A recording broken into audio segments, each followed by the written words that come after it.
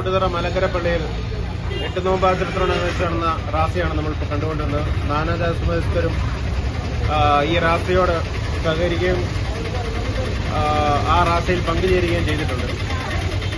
റാസ ഇപ്പോൾ പള്ളിയിൽ എത്തിച്ചേർന്നു. വിശദവിവരങ്ങൾ നൽകി പുല്ലാട് നിങ്ങളോട് സംസാരിക്കുന്നതായിരിക്കും. ജനഗണമന ന്യൂസിന് വേണ്ടി കോട്ടയം റിപ്പോർട്ടർ ജോസ്മോൻ ജോസഫ്.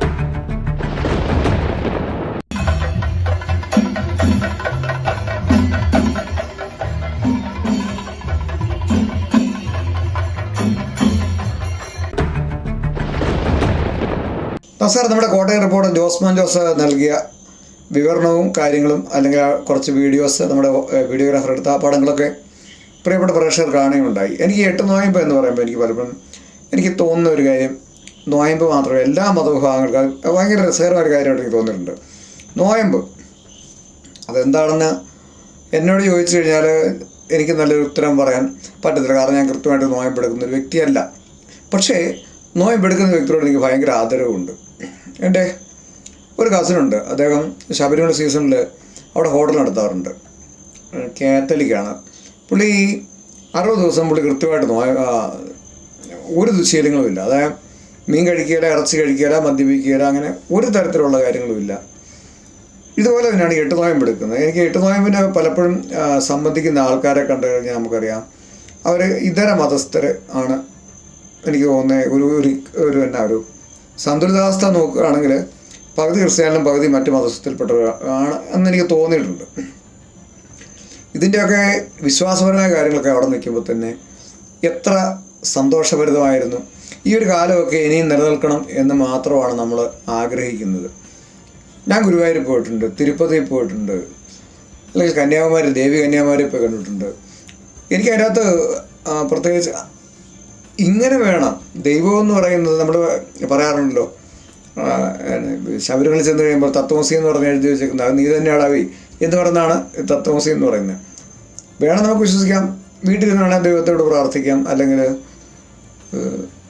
പള്ളിയിൽ നിങ്ങൾക്ക് ഇന്ന പള്ളിയിൽ ശക്തിയുണ്ട്, ഇന്ന അമ്പലത്തിൽ ശക്തിയുണ്ട് എന്ന് വേണം വിശ്വസിക്കാം. പിന്നെ മക്കയിലോ മദീനയിലോ നിങ്ങൾക്ക് പോകാം. പക്ഷെ ഇതൊക്കെ നിൽക്കുമ്പോഴും മനുഷ്യൻ തമ്മിലുള്ള എൻ്റേത് മാത്രമാണ് ശരിയെന്നുള്ളൊരു ലോകം അവസാനിക്കട്ടെ എന്ന് വളരെ ആത്മാർത്ഥമായിട്ട് എനിക്ക് ആഗ്രഹമുണ്ട്. എന്തായാലും ഇന്നത്തെ 8 നോയമ്പിൽ മുക്കുട്ടുതറ പള്ളിയിൽ, എൻ്റെ ഗ്രാമത്തിൽ ഏറ്റവും അടുത്തുള്ള കന്യാമറിയത്തിൻ്റെ പള്ളിയാണ്. അവിടുത്തെ ഒരു വീഡിയോ ആണ് നമ്മുടെ കോട്ടയം റിപ്പോർട്ടർ ജോസ്മോൻ ജോസഫ് അയച്ചതെന്ന്. അത് കാണുക. നിങ്ങൾ ഓൾറെഡി കണ്ടു കഴിഞ്ഞു. അപ്പോൾ എനിക്ക് പറയാനുള്ളത്, എല്ലാവരും സമഭാവനയോടെ പരസ്പരം വിദ്വേഷമില്ലാതെ, കേരളത്തിൽ ഇപ്പോൾ അരങ്ങ് കയറുന്ന രാഷ്ട്രീയ ചർച്ചകളുടെ ഒരു പിൻബലം കൂടി എനിക്ക് പറഞ്ഞു കഴിഞ്ഞാൽ, കാരണം ഇത് ലോക്കലായിട്ടൊരു വാർത്ത മാത്രമായതുകൊണ്ട് അതിനെപ്പറ്റി എനിക്ക് കൂടുതൽ പറയണമെന്നില്ല. അത് നമുക്ക് പിന്നീട് വീഡിയോയിൽ പറയാം. വർഗീയതയും രാഷ്ട്രീയവും മതവും എത്രമാത്രം കൂടിക്കിടന്നുകൊണ്ട് നമ്മളെ അന്ധമാക്കി എന്നുള്ള ഒരു കാലാവസ്ഥയിലാണ് നമ്മൾ ജീവിക്കുന്നത്.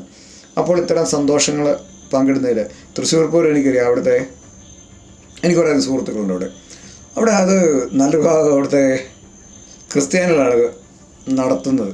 നമ്മുടെ ഹിന്ദുക്കൾ ബഹുഭൂരിപക്ഷം, പക്ഷേ ക്രിസ്ത്യാനികൾ ഭയങ്കരമായിട്ട്, മുസ്ലിംസും നടത്തുന്നുണ്ട്.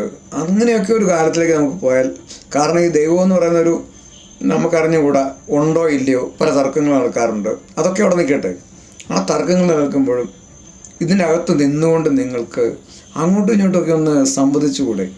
ഒരു മുസ്ലിമിന് ക്രിസ്ത്യാനോടോ അല്ലെ അവനെ കൊല്ലണം ഇവനെ കൊല്ലണം, അവൻ ശരിയല്ല, അവനെ കൊന്നു കഴിഞ്ഞാൽ നമുക്ക് സ്വർഗം കിട്ടും, അല്ലെ ഇവനെ ഇല്ലാതാക്കിയാൽ നമ്മൾ രക്ഷപ്പെടും, അങ്ങനെ കലാപങ്ങൾ നമുക്കറിയാം. നിരവധി സങ്കുചിതമായ ചിന്താഗതികളൊക്കെ മാറ്റിവെച്ചിട്ട് നമുക്കൊന്ന് നല്ലവരായിക്കൂടെ എന്ന് മാത്രം ചോദിക്കുന്നു. നമ്മളൊക്കെ ഇത്രയ്ക്ക് കാലമേ ജീവിക്കുന്നുള്ളൂ. ചുമ്മാ അടിച്ചു പൊളിച്ചിങ്ങ് ജീവിക്കണു. ഇത് പെരുന്നാളായാലും പ്രാർത്ഥനയാലും ബാൻഡ് സെറ്റിൽ ഞാൻ പലപ്പോഴും എൻ്റെ ചെറുപ്പത്തിൽ ഞാൻ കേട്ടിട്ടുള്ളത് തന്നെ.